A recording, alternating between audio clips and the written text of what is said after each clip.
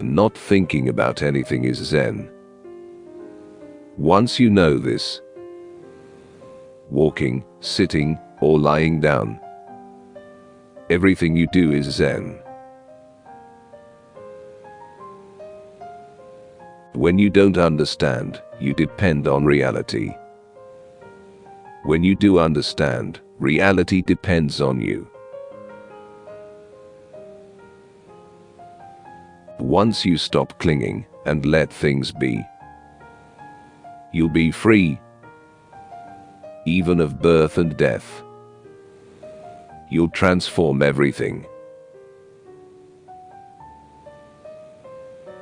All know the way, but few actually walk it.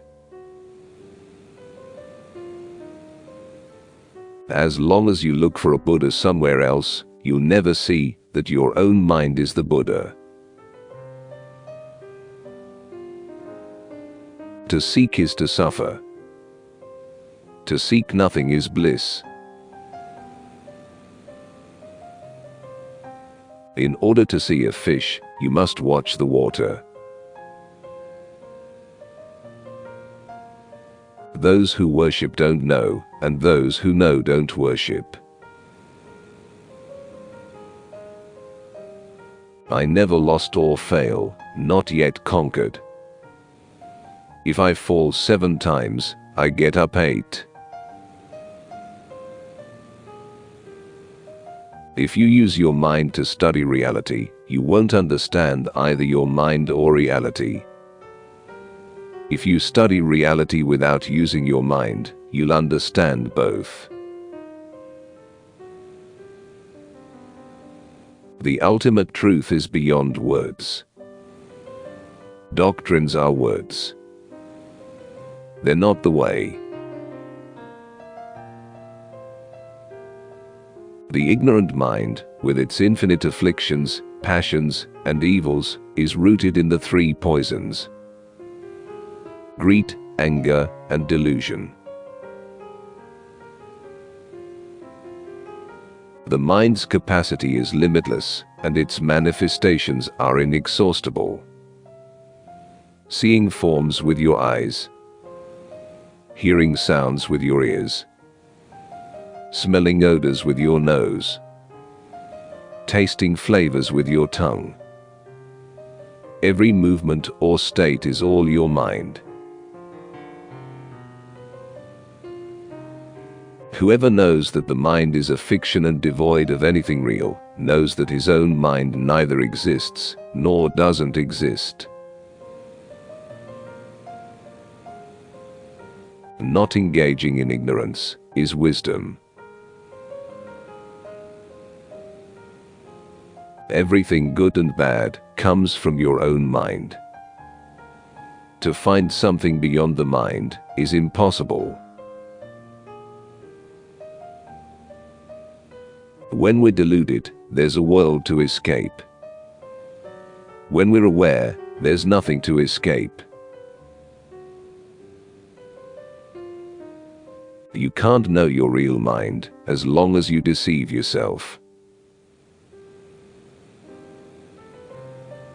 One clings to life, although there is nothing to be called life. Another clings to death, although there is nothing to be called death. In reality, there is nothing to be born. Consequently, there is nothing to perish. An awakened person is someone who finds freedom in good fortune and bad. To go from mortal to Buddha, you have to put an end to karma, nurture your awareness, and accept what life brings. To find a Buddha, all you have to do is see your nature. But when you first embark on the path, your awareness won't be focused. You're likely to see all sorts of strange dreamlike scenes. But you shouldn't doubt that all such scenes come from your own mind and nowhere else. The way is basically perfect. It doesn't require perfecting. The way has no form or sound.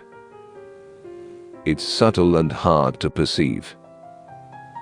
It's like when you drink water. You know how hot or cold it is, but you can't tell others. The mind is the root from which all things grow. If you can understand the mind, everything else is included. Freeing oneself from words is liberation. People of this world are deluded. They're always longing for something, always, in a word, seeking. But the wise wake up. They choose reason over custom. They fix their minds on the sublime and let their bodies change with the seasons. Externally keep yourself away from all relationships, and internally have no pantings in your heart. When your mind is like unto a straight standing wall, you may enter into the path.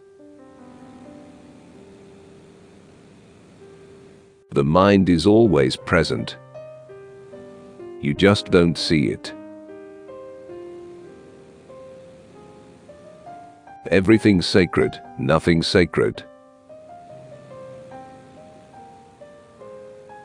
As mortals, we're ruled by conditions, not by ourselves. All Buddhas preach emptiness. Why? Because they wish to crush the concrete ideas of the students. If a student even clings to an idea of emptiness, he betrays all Buddhas. Many roads lead to the path, but basically, there are only two: reason and practice. At every moment where language can't go, that's your mind. Buddha means awareness, the awareness of body and mind that prevents evil from arising in either. The essence of the way is detachment. Don't hate life and death or love life and death. Keep your every thought free of delusion, and in life, you'll witness the beginning of nirvana, and in death, you'll experience the assurance of no rebirth. To see nothing is to perceive the way, and to understand nothing is to know the Dharma. Because seeing is neither seeing, nor not seeing. And because understanding is neither understanding, nor not understanding. To enter by reason means to realize the essence through instruction, and to believe that all living things share the same true nature, which isn't apparent, because it's shrouded by sensation and delusion. Delusion means mortality, and awareness means Buddhahood. If we should be blessed by some great reward, such as fame or fortune, it's the fruit of a seed planted by us in the past. All the suffering and joy we experience depend on conditions. Whoever realizes that the six senses aren't real, that the five aggregates are fictions, that no such things can be located anywhere in the body, understands the language of Buddhas. The Buddha is your real body, your original mind. Not suffering another existence is reaching the way. Someone who seeks the way doesn't look beyond himself. Once you see your nature, sex is basically immaterial. Our nature is the mind, and the mind is our nature. Trying to find a Buddha or enlightenment is like trying to grab space.